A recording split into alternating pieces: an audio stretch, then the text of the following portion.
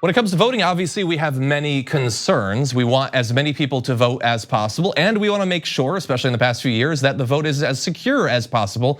But what about the possibility that those things might butt up against each other? To discuss this and more, we're joined by the senior writer for the Fulcrum, Bill Theobald. Welcome to the Damage Report.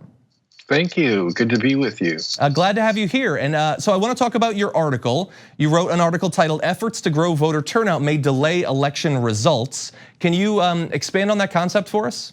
Well, as they've trying to make efforts around the country to get more people access to voting, one of the things that they've done is expand a lot of mail-in voting through and a lot of access through different kinds of voting, and particularly using the mail for absentee ballots. And in the process, there are places in which they are worried that the huge number of absentee ballots are going to make it very slow to actually count the vote on election night. Could delay the votes in a key state like Michigan for perhaps maybe 2 or 3 days. They're talking about now. So I want to return to that, but I am curious that because since you wrote that article, we had the Iowa caucuses, which had a problem or two. Do you think, is this emblematic of what you were talking about? Sure, yeah, exactly. I think that what you have here, there's so much concern now with two issues, and you brought them both up. One is getting more people access to vote, and the other side of the equation is making sure the system we have is secure. And when you give more people the access to vote, but you slow down the process because you're going to be more careful about how people go about voting, it's inevitable that you're going to take a little longer to count. And I think the danger is, and the concern is that people's attitudes and their faith in the system has been shaken. And if they start seeing that results are not coming in when they normally do, it's going to cause people to worry. Now, whether that's valid or not is another question entirely. And I guess one of the fears might be that worry could possibly translate into lower voter participation, which would be an ironic outcome of an effort to try to boost participation. Absolutely, and that's kind of the chemistry that everybody has to work with is here that runs elections. They have to sort of balance these different aspects. Now, I think ultimately, it's probably a good thing that people are trying to try out different things to get people better access to voting, because not everybody can get to the voting place, get to the polls during the time period on that Tuesday.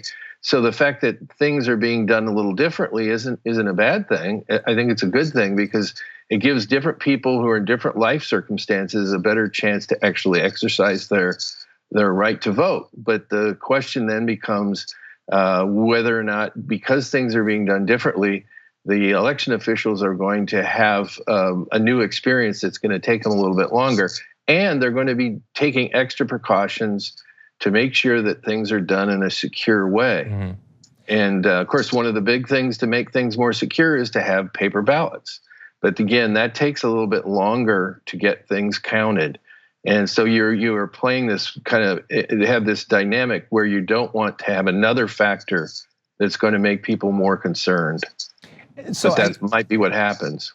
Well, I guess the core question I have, I suppose, is the delays that we're seeing now. Is this a necessary outcome, or is this simply there are a lot of experiments going on? We don't have a lot of experience with some of these things, especially in particular states, but that hypothetically, with more trials, we could figure out some ways to do this where we get the best of both worlds. Absolutely, I think I would say it's the latter. State of Michigan, again, is a good example because they're trying to get a law change there which doesn't allow them to actually start counting absentee ballots until the polls close. If they could actually start counting the absentee ballots when they receive them, then some of this delay would probably be taken care of. The concern there is that the law allows people in Michigan to change their vote all the way up until the polls close. So you have this strange dynamic. But again, I think that, yes, I think the answer is that there is some changes that'll happen because things will be new. That'll probably cause some delays. The question is whether those election officials will be able to be more nimble. And that's one of the things that election people, administrators talk about a lot now, is the ability to adjust and to react to problems in a way that doesn't cause, that they solve the problems and the public is not sent reeling and thinking, oh my gosh, there's some problem going on here.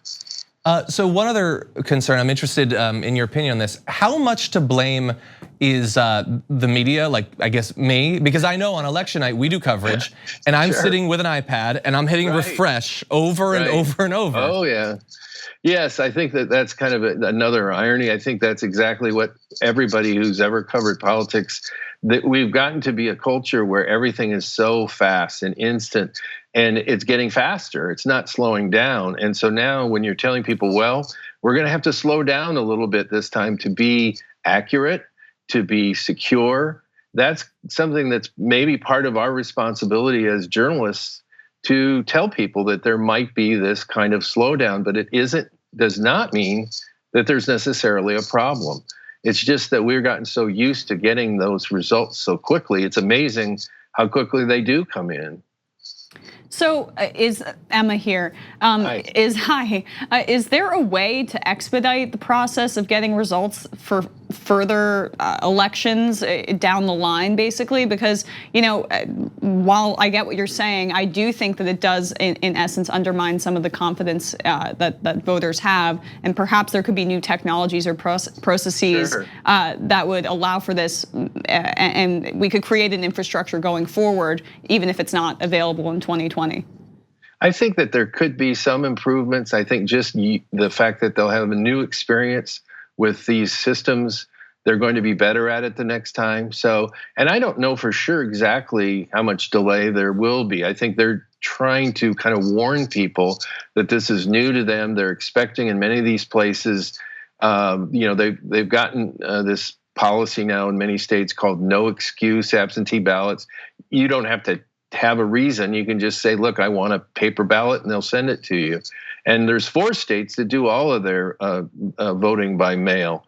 So I think to answer your question, I think that things will probably improve just as people get better acquainted with the new systems that they're using.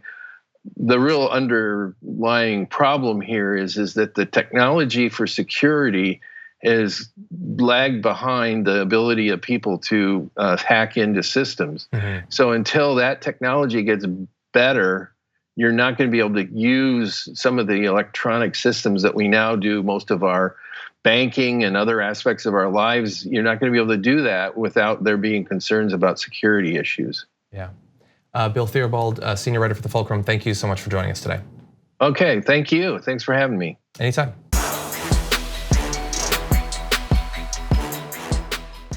For more political news, breakdowns, interviews, stories of activism, and me trying my hardest to care about the occasional big celebrity news story, subscribe to our YouTube channel at youtube.com/The Damage Report. And you can ring the bell wherever it is so you don't miss anything.